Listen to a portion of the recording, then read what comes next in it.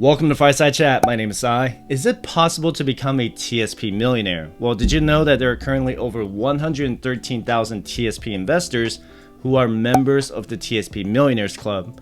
And during my active duty time in the military, I always heard how we could never become millionaires by being a career government employee. It's true that government employees or military members are grossly underpaid when you compare them to their equivalency in the private sector, but it is entirely possible to become a millionaire while working for the government. The average TSP millionaire has more than 28 years of contributions to the TSP, and the majority of those millionaires invested in the TSP funds like the individual funds like the C, S, and I funds, and the largest TSP balance is currently at $11 million, and I wish I could find out who that person is and find out how that person invested over the years. But first, I want to clarify something about my previous video on how we plan to withdraw $2.8 million over the course of 15 years during our early retirement. In a specific segment, I mentioned how I would convert my traditional TSP to my Roth IRA and how I'm going to roll over my Roth TSP to Roth IRA when I turn 45. What I said about the traditional TSP to my Roth IRA is a part of the 5-year conversion ladder strategy I have in place, so I'm doing that to minimize my tax bills. As far as rolling my Roth TSP to my Roth IRA, I got some messages from some of you that the fees in TSP are already cheap, so why bother rolling them over? My plan is to roll over my Roth TSP because I want to have the freedom to invest in ETFs and individual stocks in my Roth IRA.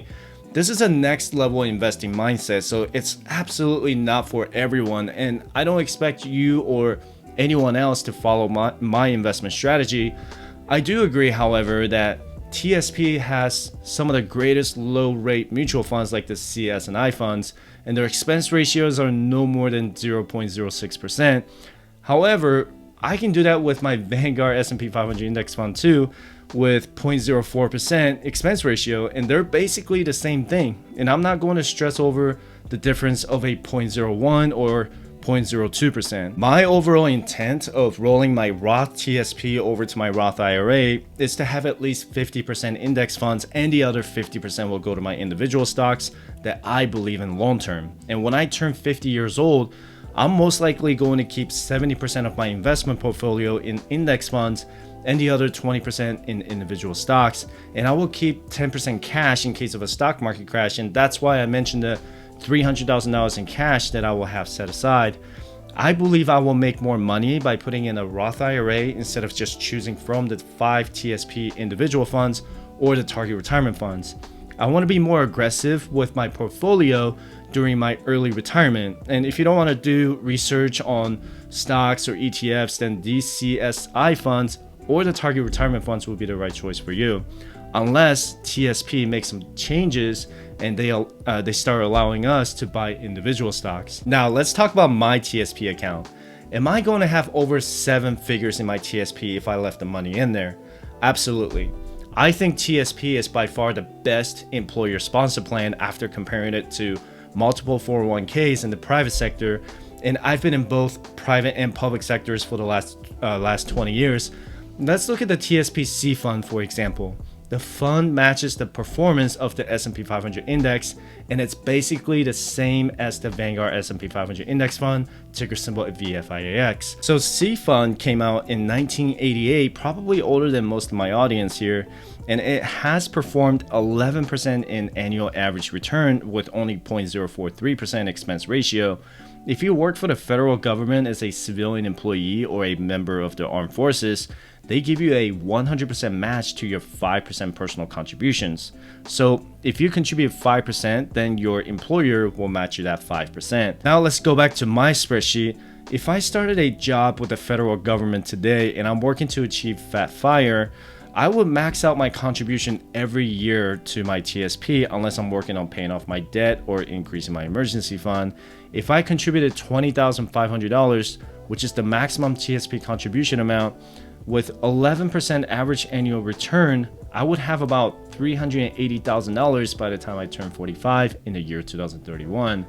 Let me go to the different tab in the spreadsheet here, and where it says traditional TSP. If my employer contributes $5,000 a year into my TSP, and it's going to depend on the salary, With 11% annual average return, I should have about $160,000 by the time I turn 45 in the year 2031.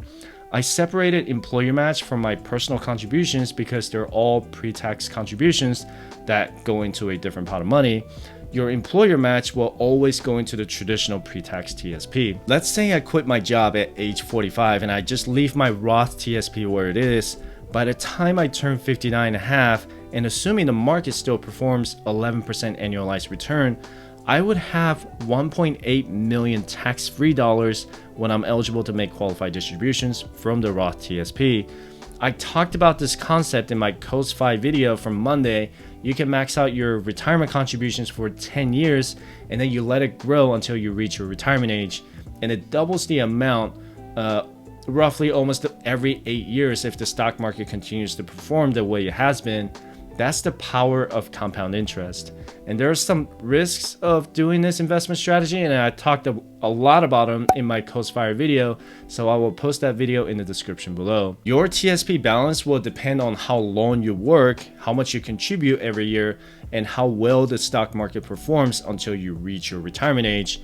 The two things you can control is how much you contribute to your TSP and how long you want to work for your employer.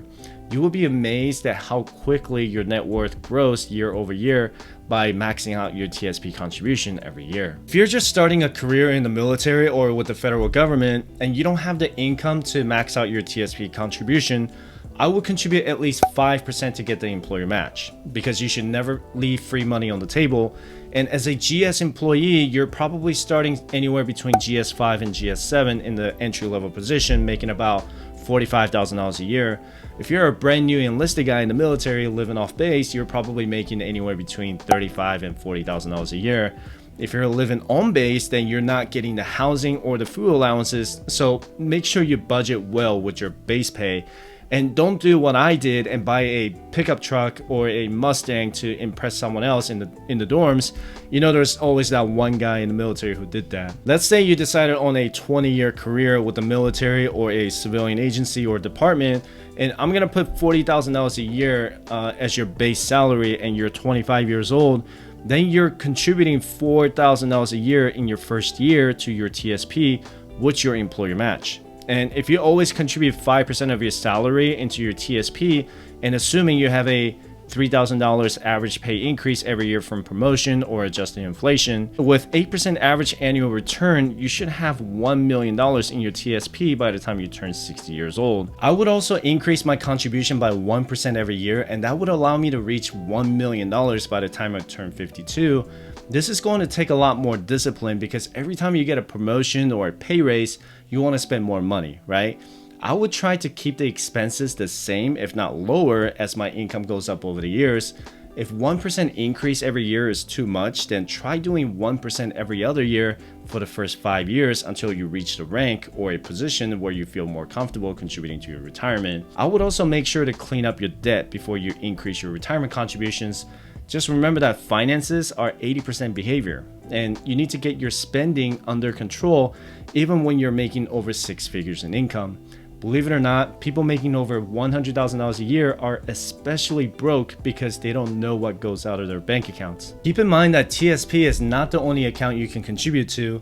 If you follow my FIRE checklist, after you paid off all of your debt except mortgage, you should work on maxing out your Roth IRA and HSA contributions every year before maxing out your employer retirement. With the TSP, you can contribute up to $20,500 every year, not counting your employer match. With the Roth IRA, you can contribute up to $6,000 a year or $500 a month. The HSA allows you to contribute up to $3,650 a year or $7,300 a year if you're on the family plan. Maxing out your TSP will be on the step 7 of our FIRE checklist. If you're just starting a TSP and you're in an entry-level position, try contributing 15% of your gross income towards your retirement between TSP and the Roth IRA. So with that said, I appreciate you watching my video. Don't forget to subscribe, and I hope to see you in the next video. Have a good one.